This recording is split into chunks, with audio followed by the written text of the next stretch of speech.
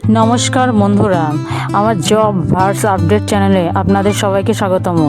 আজকের ভিডিওতে আমরা কথা বলবো ওয়েস্ট বেঙ্গল মিউনিসিপ্যাল সার্ভিস কমিশনের কম্পিউটার অ্যাসিস্ট্যান্ট রিক্রুটমেন্ট 2026 নিয়ে।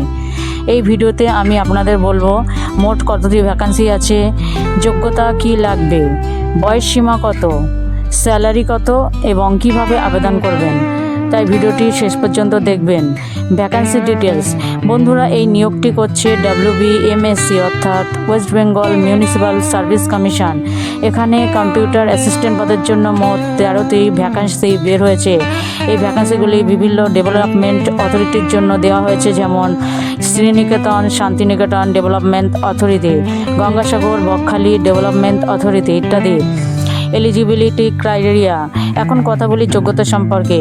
এই পদের জন্য আবেদন করতে হলে আপনাকে অবশ্যই হাইজার সেকেন্ডারি অর্থাৎ 10+2 পাস হতে হবে, সাথে কম্পিউটার অ্যাপ্লিকেশনে ডিপ্লোমা থাকতে হবে। যদি আপনার এই দুইটি যোগ্যতা থাকে তাহলে আপনি সহজেই আবেদন করতে পারবেন। Age limit. এবার জানি বয়স সীমা।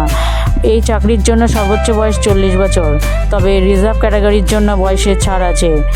SC অথবা ST 5 বছর ছাড়, OBC 3 বছর ছাড়, PWD 45 বছর বয়স পর্যন্ত ছাড় পাবেন। Salary details. এখন কথা বলি স্যালারি নিয়ে। এই চাকরির পে লেভেল 6।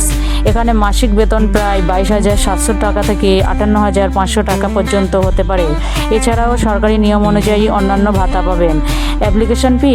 এখন জানি আবেদন ফি। জেনারেল অথবা OBCদের ক্ষেত্রে 200 টাকা, SC ST PWD দের ক্ষেত্রে 50 টাকা প্রসেসিং চার্জ। Important dates. এবার গুরুত্বপূর্ণ তারিখগুলো দেখে নেই। অ্যাপ্লিকেশন স্টার্ট ডেট 16 মার্চ 2026 আর অ্যাপ্লিকেশন লাস্ট ডেট 17 এপ্রিল 2026। তাই যারা আবেদন করতে চান তারা সময় নষ্ট না করে দ্রুত আবেদন করে দিন।